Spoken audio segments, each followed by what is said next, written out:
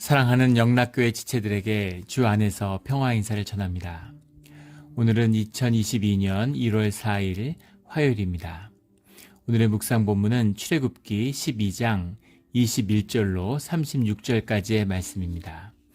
오늘은 2022년 새해의 첫 일일 묵상의 시작이죠. 주 안에서 복되고 새로운 삶의 반전을 이루는 올 한 해가 되기를 주님의 이름으로 축원합니다. 오늘 본문 말씀 출애굽기 12장 21절부터의 말씀은 이렇게 시작합니다. 모세가 이스라엘 모든 장로를 불러서 그들에게 이르되 너희는 나가서 너희의 가족대로 어린 양을 택하여 유월절 양으로 잡고 6월절에 절기가 어떻게 지내져야 되는지를 주님께 들은 말씀을 그대로 모세가 이스라엘 모든 장로를 불러서 선포하고 있습니다. 장로들의 모임이라는 것은 회중 전체를 대표하는 것이죠. 이스라엘의 모든 백성에게 말씀을 선포하고 있는 것입니다.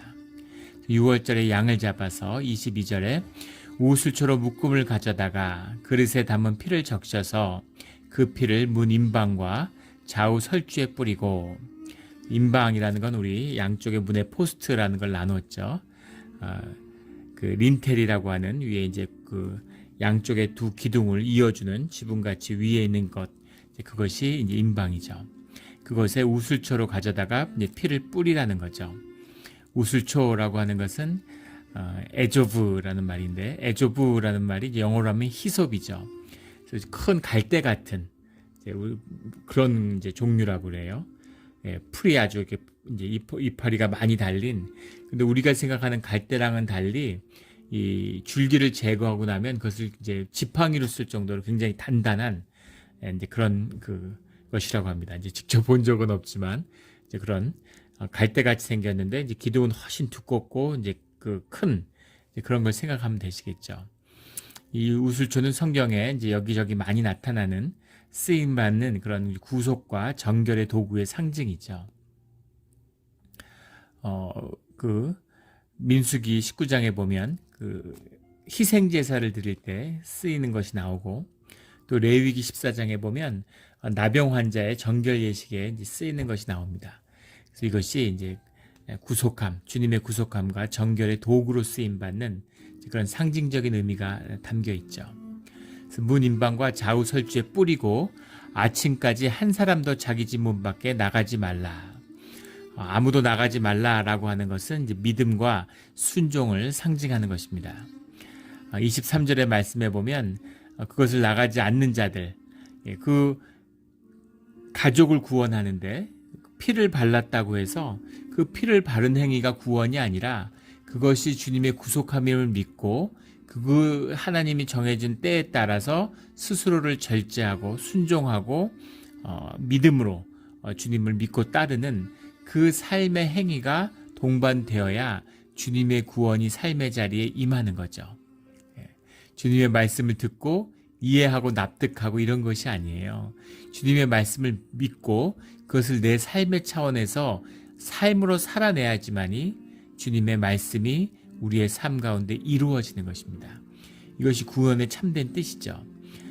그 피를 바른 임방을 문설주를 넘어갔다고 해서 그것이 어느 가족에 속한지를 몰랐거나 또는 그 피를 무슨 표적으로 해서 기적이 행해지기 때문에 그걸 넘으면 안 된다거나 그런 의미가 아니죠. 한 사람 한 사람이 모두 다 주님의 말씀에 주님의 뜻에 순종하는 그 순종이 있어야 한다는 겁니다. 그래야 주의 백성인 것이죠. 그것이 집문 밖으로 나가지 말라라는 이 말씀의 참된 뜻입니다. 말씀을 삶으로 살아야 되는 것이죠. 가족이 구원을 받는 것이지만 나의 순종, 나의 믿음이 있어야 되는 것입니다. 이것이 분명한 뜻이 한 사람도 자기 집 문 밖에 나가지 말라라는 이 말씀 가운데 있는 것이죠. 23절에 여호와께서 애굽 사람들에게 재앙을 내리려고 지나가실 때 문 임방과 좌우 문설주의 피를 보시면 여호와께서 그 문을 넘으시고 멸하는 자에게 너희 집에 들어가서 너희를 치지 못하게 하실 것임이니라. 멸하는 자라는 것은 주님이 보낸 천사겠죠. 죽음의 천사가 돼서 생명을 거두고 있는데 그들을 다스리시는 주님께서 그 문의 임방을 보고 그 문을 그대로 넘어가실 것이다. 이렇게 말씀하시는 겁니다. 24절에 너희는 이 일을 규례로 삼아 너희와 너희 자손이 영원히 지킬 것이니, 규례라는 게 레차크라는 말인데, 레차크라는 말이 차카크라는 말에서 왔어요. 차카크라는 말이 이제 영어로 하면 cut in, cut, 자른다 이런 말입니다. 시간을 잘라내는 것이죠. 사물의 질서를 부여하는 것입니다. 이것이 규례의 참된 뜻이죠. 유대인들은 토요일을 안식일로 삼았죠. 그런데 우리 크리스찬들은 주일을, 주님이 부활하신 주일을 새로운 안식일로 받았습니다. 이런 것이 이제 규례의 의미인 거죠. 시간의 질서입니다. 주님의 뜻에 따라서 시간과 삶의 의미를 부여하고 거기에 따라 살아가는 것, 이것이 신앙의 삶이죠. 이 사건을 너희의 규례로 삼아서 영원히 지켜라. 주님과 함께 한다는 약속이죠. 그 약속과 그 규례, 언약으로서 이 임방의 피를 바르고 유월절의 절기를 지킨 것처럼 이 유월절을 주님한테 지키는 자들을 주님이 주의 백성으로, 주의 자녀로 삼으시겠다라고 하는 언약의 공표입니다. 25절에 너희는 여호와께서 허락하신 대로 너희에게 주시는 땅에 이를 때에 이 예식을 지킬 것이라. 이것을 계속 지켜가야 하는 주님과의 중요한 언약의 절기다. 그리고 새해의 항상 시작이고 새로운 삶의 시작이 이 절기에 있는 것이다 라는 것을 분명히 말씀하고 있습니다. 우리에게 있어서 부활절과 같은 또 이 주일날 지키는 주일의 안식일의 의미죠. 항상 새로운 시작입니다. 시간을 종결하고 새로운 시간이 열리는 거죠. 우리가 주일날 주님께 회개하고 새로운 삶의 시간을 여는 것이에요. 늘 새로운 출발이 우리에게 약속되어 있는 것입니다. 이것이 우리가 주일날 주님께 드리는 안식일, 절기의 의미인 것이죠. 너희는 여호와께서 허락하신 대로 너희가 주신 땅에 이를 때 이 예식을 지킬 것이라. 이후에 너희 자녀가 묻기를 이 예식이 무슨 뜻이냐 하거든. 예식이라는 게 하아보다라는 말인데, 아보다라는 말이 아바드에서 왔죠. 아바드라는 말이 이제 서비스, 우리가 하는 워크, 이것처럼 예배입니다. 예배를 영어로 서비스라고 그러죠. 아바드, 하아보다라고 하는 이 하아보다가 예배고 절기고 규례인 것이죠. 너희는 이르기를 이는 여호와의 유월절 제사라. 여호와께서 애굽 사람에게 재앙을 내리실 때 애굽에 있는 이스라엘의 자손의 집을 넘으사 우리의 집을 구원하셨느니라 하라. 우리의 집을 구원하셨느니라. 가족을 부르는 것입니다. 민족을 부르시는 거죠. 나를 구원하시는 게 아니에요. 물론 나도 그 가족 안에 들어있는 거지만 나를 부르신 뜻은 우리의 가족을, 나의 가족을 주님이 구원하시겠다라고 하는 초청이신 거죠. 우리가 현대 모더니즘에 젖어서 내가 믿고 내가 구원받고 내가 섬기는 줄 알아요. 그런 나라고 하는 개념 자체가 없습니다. 공동체고 한 가족이죠. 가족을 부르시는 거예요. 가족을 구원하시는 겁니다. 주님이 하시는 일이신 거죠. 우리의 집을 구원하셨느니라 하매 백성이 머리 숙여 경배하니라. 주님을 주님으로서 모시는 것이 이 경배죠. 그래서 백성들이 머리 숙여 경배함으로 주님이 되시는 겁니다. 28절에 이스라엘 자손이 물러가서 그대로 행하되 여호와께서 모세와 아론에게 명령하신 대로 행하니라. 말씀을 받은 그대로 행하는 것이죠. 말씀을 해석하고 납득할 만한 것으로 이해하는 것이 아니에요. 이 10번째 재앙들, 이걸 뭘 주석서들이나 보면 이렇게 저렇게 어떻게든 이렇게 납득하고 이해될 수 있는 것으로 만들려고 동의할 필요도 없고 이해할 필요도 없고 납득할 필요도 없습니다. 주님의 말씀은 있는 그대로 이루어지는 것이고 우리는 그것을 믿음으로 받고 순종하면 되는 거예요. 그뿐입니다. 그것이 주님의 말씀대로, 말씀하신 대로 행하는 그런 모습이죠. 늘 주님이 말씀하신 대로 행하는 그런 우리의 믿음의 삶의 자리가 되기를, 우리의 믿음의 헌신의 삶이 되기를 예수 그리스도 이름으로 축원합니다. 29절에 밤중에 여호와께서 애굽 땅에서 모든 처음 난 것과 곧 왕위에 앉은 바로의 장자로부터 옥에 갇힌 사람의 장자까지와 가축의 처음 난 것을 다 치심에. 그 모든 처음 난 것이라는 것은 모든 피조물이 주님께 속해 있다는 것의 표징이죠. 상징입니다. 그래서 그것을 치신다는 건 사실은 주님의 모든 복종하지 않는, 주님을 주님으로 받아들이지 않는 모든 피조물을 치신다는 의미가 들어있는 거죠.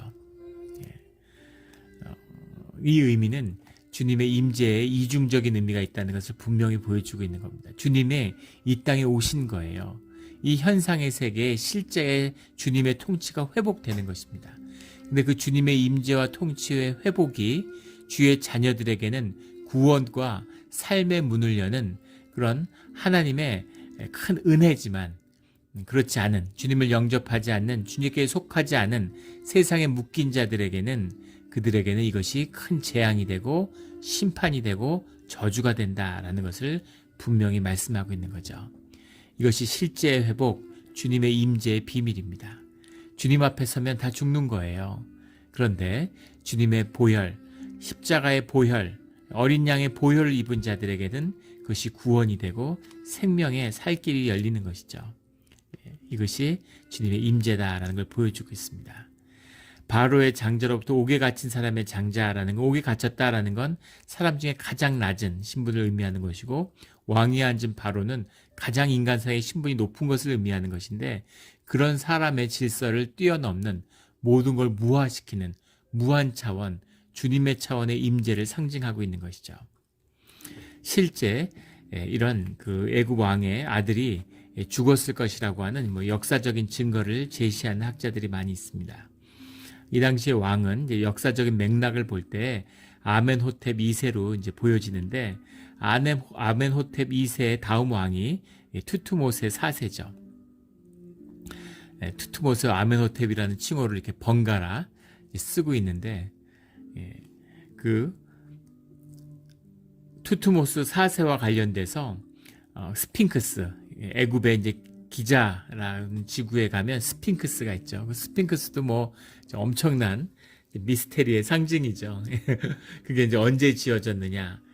최근에 학자들의 연구에 의하면 그 돌 성분, 석회석인데 그 석회석의 성분을 분석해 보니까 그것이 이제 물에 굉장히 침수됐던, 이런 것들과 쭉 해보면 옆에 있는 그 기자의 피라미드보다 훨씬 더 오래됐다, 이제 이런 것을 알 수 있고, 심지어 12,000~13,000년 전에 만들어졌다. 근데 사실 애굽의 이제 문명과 주요 역사가 주전 3,000~4,000년 전에 이루어진 것으로 보기 때문에 여러 가지 스핑크스에 관한 미스테리는 이루 말할 수 없이 많습니다.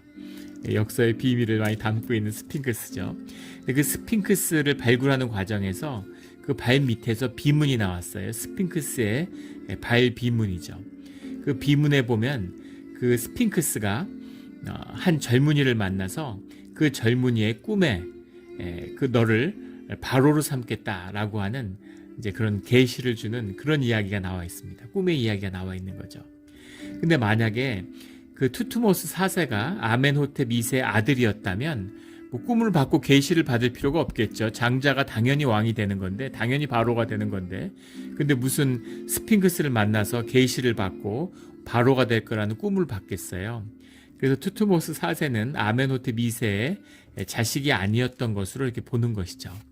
그렇다면 아멘호텝 2세에게는 자녀가 없었다는 기록이 없는데 왜 자녀는 어디 갔을까? 그래서 이때 이 열째 재앙에서 장자를 잃은 것으로 그렇게 보는 것입니다. 그래서 바로의 장자로부터 가축의 처음 난 것까지 모든 피조물의 처음 난 것이 모두 하나님의 치심을 받은 것이죠. 30절에 그 밤에 바로와 그 모든 신하와 모든 애굽 사람이 일어나고 애굽에 큰 부르짖음이 있었으니 이는 그 나라에 죽음을 당하지 아니한 집이 하나도 없었음이더라. 말할 수 없는 재앙이었겠죠. 상상이 되세요? 이걸 뭐라 말할 수 있겠습니까? 상상할 수 없는 재앙이 덮친 거죠. 모든 집에, 애굽의 모든 가정에 가축부터 모든 처음 난 것이 일시에 죽었으니까 그 곡소리와 부르짖음이라는 것은 이루 말할 수가 없는 것이었겠죠. 그런데 주님이 약속하신 대로 이 주님께 속한 이 히브리의 사람들의 집에는 개들조차 깨어나지 않는 그런 고요함과 평화가 함께했다. 이렇게 성경은 기록하고 있습니다. 이것이 주님의 임재가, 주님의 심판이 임하는 날의 모습이죠. 한없는 평화와 이런 상상할 수 없는 재앙이 공존하고 있는 것입니다. 우리가 맞이하게 될 마지막 때의 주님의 심판도 이와 같겠죠. 31절에 밤에 바로가 모세와 아론을 불러서 이르되, 밤에 불렀다라는 건 얼마나 다급하고 절절했는지 하는 것을 보여주는 거죠. 그리고 10장 28절에 보면 바로가 모세와 아론을 두 번 다시 보지 않겠다고 이야기했어요. 그럼에도 불구하고 하도 이제 이런 처참한 상황에, 그리고 더 지체했다가 무슨 일을 당할지 모르겠구나라는 그런 절망적인 상황이 된 거죠. 그런 상황이 되니까 모세와 아론을 불러서 너희와 이스라엘 자손은 일어나서 내 백성 가운데 떠나 너희의 말대로 가서 여호와를 섬기며, 이제 나가라는 거죠. 그 말을 들어주는 겁니다. 32절에 너희가 말한 대로 너희 양과 너희 소도 몰아가고, 처음엔 아이들은 두고 가라, 소와 양은 두고 가라 이렇게 얘기했는데, 이제 너희가 말한 대로 가서 여호와를 섬겨라. 그리고 아이들도 다, 너희 모두가 다 나가고 양과 소도 모두 다 데려가라. 다 나가라는 거죠. 그리고 나를 위하여 축복하라 이렇게 이야기합니다. 바로가 지상의 신인데, 그리고 수많은 신을 섬기는 제사장인데 그 모든 것이 다 허물어진 거죠. 7장 1절에 보면 주님이 바로의 신이 되게 하겠다, 모세에게 바로의 신이 되겠다라고 말씀하셨는데 그 말씀이 성취된 것이죠. 나를 위해 축복하라, 나를 좀 구해줘라 이런 이야기죠. 나를 좀 살려줘라 이런 말입니다. 그런 절실한 간구가 나오는 거죠. 그런 절절함, 하나님은 보이시지 않는데 그 하나님의 역사함을 경험하고 나니까 하나님이 보내신 하나님의 대언자인 모세에게 자신을 위해서 빌어달라라고 간절히 원하는 그런 모습을 보게 되는 겁니다.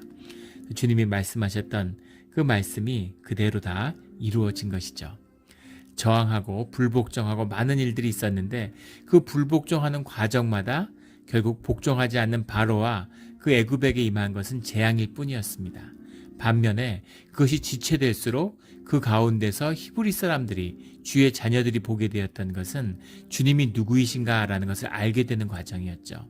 그리고 주님의 구속의 역사와 주님이 신실하신 분이라는 것을, 그 말씀이 어떻게 이루어지고 역사하는가라는 것을 보고 그 믿음이 더 굳세어지는 과정이 되었겠죠. 그래서 그걸 보면서 주님의 임재와 심판이 늦어지는 것이 믿는 자들에게는 구원을 더 굳게 하는, 성취하는 역사가 이루어져가는 과정이고, 세상을 향하여서는 그 심판의 재앙이 쌓여가는, 그 심판이 더 분명해지는 그런 과정이다라는 것을 볼 수 있습니다. 그래서 이 지연되는 주님의 심판이 첫 번째 이렇게 하시지, 근데 그것이 아니라 왜 10번째까지 끌고 오셨을까? 처음엔 말씀만 선포했죠. 그 다음에 재앙이 계속되고 있는데 그걸 통해서 돌이키라는 거죠. 이것이 있었기 때문에 히브리 사람들이 순종하고 피를 바르고 유월절의 절기를 받아들이는 겁니다. 이렇게까지 하고 받아들였음에도 뒤에 불복종하고 주님을 거역하는 자들이 계속해서 나오죠. 인간의 기본적인 이 악이에요. 이 육성입니다. 죄성이죠. 주님을 거절하고 왕 노릇하고 싶어하는, 내 삶의 주인 노릇하고 싶어하는 그런 우리의 모습이죠. 어렵고 힘들 때는 주님께 와서 이번 한 번만, 이번만 좀 도와주시면, 이렇게 이야기하지만 그걸 넘기고 나면 또 주님을 잊고 그냥 살아가는, 내가 주인 노릇하는 게 좋은 그런 인간의 완악함, 이것을 있는 그대로 보여주고 있는 것이죠. 늘 이 주님이 주신 언약을 믿고 주님의 절기에 따라 예배의 자리에 서는 우리 모두가 되기를 주의 이름으로 축원합니다. 33절에 애굽 사람들은 말하기를 우리가 다 죽은 자가 되도다 하고 그 백성을 재촉하여 그 땅에서 속히 내보내려 하므로, 이제 이 사람들이 같이 있는 것이 재앙의 본질이구나 하는 것을 뼈저리게 깨달은 거죠. 깨달아 안 것입니다. 그래서 이제 재촉해서 못 나가게 묶여둔 것이 아니라 지금 다들 노예였어요. 이 사람들 노예 노동에 기반한 사회입니다. 이 사람들이 노동을 하기 때문에 사람들이 살 수 있는 거예요. 근데 이들을 내보낸다는 게 쉬운 것이었겠습니까? 이들을 내보내면 그때 어떻게 하겠어요? 히브리 사람들이 수백 년 동안 농사를 안 졌는데 자기들이 농사를 져야 되는데 이걸 내보낸다는 게 쉽지 않았는데 이제는 그냥 아무 말이 필요 없는 거죠. 빨리 나가라는 겁니다. 나가는 걸 재촉해서 절대 내보내줄 것 같지 않았는데 이제 전부 다 내보내려고 하는 거죠. 34절에 그 백성이 발교되지 못한 반죽 담은 그릇을 옷에 싸서 어깨에 매니라. 반죽이 빵을 만드는 반죽이 발효되지 않았다는 것은 불과 발효되는데 며칠이면 되잖아요.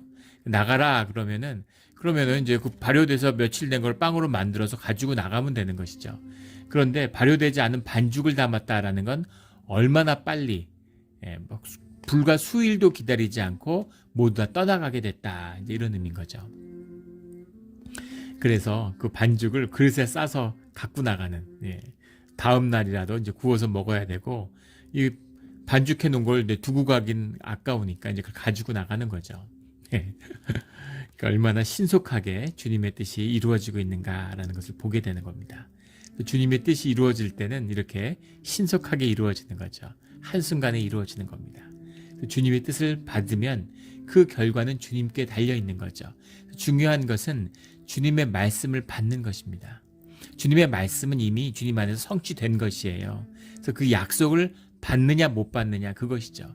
그 약속을 받으면 그 말씀을 우리가 받으면 그 말씀의 결과 그것이 우리 현산계에서 이루어지는 것은 주님의 뜻하는 시간에 주님이 원하는 대로 이루시는 거죠. 그래서 우리는 하늘에서 이루어진 것을 땅에서 이루어지게 하소서라고 매일 기도해야 되는 것입니다. 주님이 가르쳐주신 기도죠. 그 우리의 구원과 우리를 향한 하늘의 축복은 이루어졌어요. 근데 그것이 이 땅에서 이루어지라고 하나님이 하늘에서 이루어진 일이 우리의 삶의 자리에서 이루어지도록 우리가 기도해야 되는 것이죠. 그래서 그 기도는 우리에게 중요한 것입니다.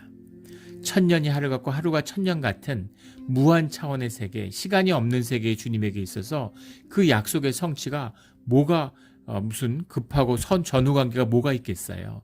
그러나 시간과 공간에 묶여 살아가는 우리에게는 오늘 하루에 이때 그 주님의 뜻이 이루어지게 하여 주시옵소서. 세월을 아끼게 하여 주시옵소서. 하늘에서 이루어진 주님의 뜻이 오늘 우리에게 이루어지게 하여 주시옵소서라고 하는 간절한 기도가 있어야 되는 것이죠. 오늘도 이제 새해 처음 시작되는 이 새벽 기도에 이제 여러분들이 나오셔서 열심히 기도하는 모습을 봤습니다. 기도예요. 기도밖에 없습니다. 그것을 아는 분들은 기도할 수밖에 없는 것이죠. 또 그 기도의 은혜를 공동체가 모두 누리는 것입니다. 기도가 끊이지 않는 새벽 기도를 통해 축복받는 우리 영락 공동체가 되기를 주의 이름으로 축원합니다. 35절에 이스라엘 자손이 모세의 말대로 하여 애굽 사람에게 은금 패물과 의복을 구하며 지금 빨리 나가라 그러는데 지금 우리가 그냥 어떻게 이렇게 나가냐.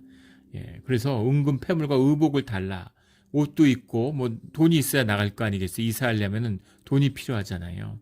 근데 그것을 애굽 사람들에게 구하라고 얘기했는데 애굽 사람에게 구하는 거죠. 종업원이 해고당했는데 우리가 좀 나가려니까 집도 있고 차도 사야 되고 뭐 생활비도 필요하고 이러니까 그 돈을 좀 달라고 요구하는 거예요. 그런데 36절에 여호와께서 애굽 사람들에게 이스라엘 백성의 은혜를 입히게 하사 그들이 구하는 대로 주게 하심으로 주님의 약속이죠. 그리고 주님이 그 마음을 움직여서 그걸 주게 하셨다는 겁니다. 물론 그 맥락에서 상황에서 빨리 내보내야 되는데 이 저주를 끊으려면 빨리 내쫓아야 되는데 돈이 필요하고 의복이 필요하다니까 이건 필요한 대로 다 줄 테니까 빨리만 나가라. 이런 분위기를 볼 수 있죠. 그러나 사람들 마음이 얼마나 완악합니까? 그걸 달란다고 주겠어요, 순순히. 돈을 목숨보다 소중히 여기는 게 세상에 묶인 사람들의 생존의 사람들의 본질인데 그들이 쉽게 은금을 내주겠습니까?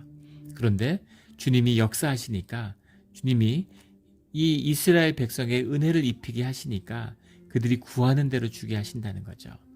그래서 그들이 애굽 사람의 물품을 취하였더라. 그들의 노동, 이제까지의 노예 노동이 헛된 수탈이 아니라 그 값을 치르고 받게 하시겠다고 하는 주님의 약속이 성취된 것이죠. 예전에 한 선교사님, 이라크에 선교를 오랫동안 하셨던 선교사님의 간증이 기억이 나요. 그분이 이제 사모님이 몸이 아파가지고 건강을 상하고 여러 가지 이제 어려운 일들을 겪고 이제 한국에 귀국하게 들어오시게 됐는데, 잠깐 들어와서 있게 되시는데 주님이 뭐 어디 가서 살 수 있을까 뭐 이렇게 했는데 그걸 다 여셨다는 거예요. 근데 기도하는 가운데 집을 주시겠다는 그런 마음을 받았다는 거죠. 근데 그 집을 주시겠다는 게 살 곳을 주시겠다는 얘기지, 집을 내 소유로 주겠다라는 건 뭐 생각도 못하죠. 어떻게 집을 구합니까? 그래서 뭐 이런데 어떻게 이제 여기저기서 돈이 형통이 돼가지고 이제 집을 구해서 살고 있는데, 집을 잘 구해서 들어갔는데, 어느 날 집 주인이 와서 집 문서에 사인을 하고 집을 가지라고 그러더래요. IMF 후인데 그때 집값이 폭락했죠. 집값이 폭락한데 주인이 이제 갭 투자라고 그러죠. 소액을 투자하고 그 집을 담보로 융자를 끌어들여서 집을 계속 사는 이제 그런 갭 투자를 했던 주인이었던 거죠. 그래서 이제 집값이 폭락하니까 이제 대출금을 갚아야 되는데 집값이 전세보다도 낮아진 거죠. 그래서 이제 흔히 이제 한국에서 하는 말로 깡통 전세라고 그러잖아요. 그래서 집을 팔아서 전세값을 갚아줄 수가 없는 거예요. 그리고 팔리지도 않죠. 그러니까 그 이제 전세를 사니까 집을 좀 가져달라고. 안 그러면 집이 다 넘어가죠. 전부 다 집이 이제 경매로 넘어가니까 와서 집을 가져달라고 이제 사정을 하더라는 거예요. 그냥 집을 가지라고. 그래서 집을 가지게 되신 거죠. 집을 갖기 위해서 사인한 것밖에 없다고 그런 얘기를. 그래서 야, 집을 가질 수도 있구나. 평생에 집을 갖는다는 건 상상도 못했는데 주님이 주시니까 집이 생기는구나. 이제 이런 경험을 했다. 이런 말씀을 들었던 기억이 납니다. 그런 거죠. 우리 뭐 코로나가 오고 돈을 막 푸니까 집이 2009년에 사상 최고점을 찍고 폭락했는데 그때보다도 훨씬 높다는 거죠, 지금. 그때보다 한 20%더 높다는 건데, 집이 막 폭등하고 뭐 이제 어떻게 앞으로 집값이 될 건가에 대한 뭐 논란이 많습니다. 다시 한번 폭등할 거라고 얘기하는 사람, 폭락할 거라고 얘기하는 사람들도 있고, 기본적으로 돈을 너무 많이 풀었기 때문에 이제 폭락은 없다. 대인플레이션 시대가 올 거다. 뭐 이렇게 얘기하는 사람도 있습니다. 지금 집이 없는 사람은 뭐 영원히 없다. 뭐 이런 이야기들도 해요.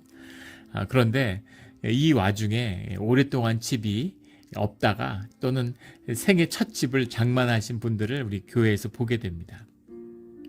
우리 교회도 있고 또 다른 교회에도 이제 그런 분들을 만나게 돼요. 또 저도 이사 신방도 드리고 참 감사하죠.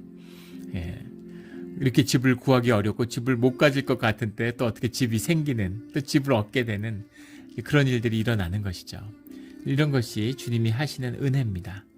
은혜를 입히게 하사, 이 말씀 그대로인 거죠. 주님이 은혜를 주시고 우리가 은혜를 먹고서 살아가는 것입니다. 이것이 주의 백성이 살아가는 길이죠. 노예 노동을 끊고 세상에서 종살이하는 걸 끊고 주님의 길을, 주님의 시간을 여는 것입니다.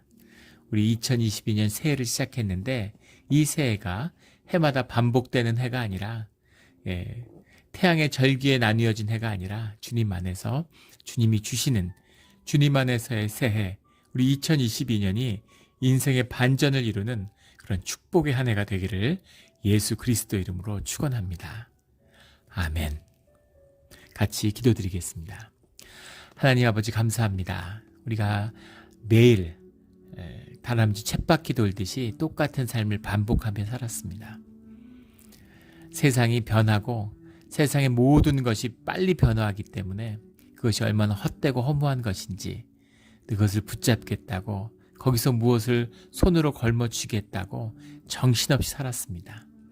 이제 그런 썩어지는 것을 위해 종노릇하는 것이 끝이 나고 이 출애굽의 백성처럼 세상의 종노릇을 끝내고 주의 자녀의 삶, 주님께 속한 은혜의 삶이 시작되는, 노력하고 평생 고되게 일을 해도 아무것도 거두질 못하는, 엉겅퀴밖에 거둘 것이 없는 일할 수 없게 되면 어떻게 살아가나 은퇴 후의 삶을 두려워하며 살아가는 그런 세상의 종의 삶이 아니라 주님의 풍성한 은혜를 만나는, 주님이 주시는 것을 먹고 마시며 주님께 경배를 드리는 주의 자녀의 삶, 축복의 삶, 생명의 삶이 열리는 이 한 해가 되게 하여 주시옵소서.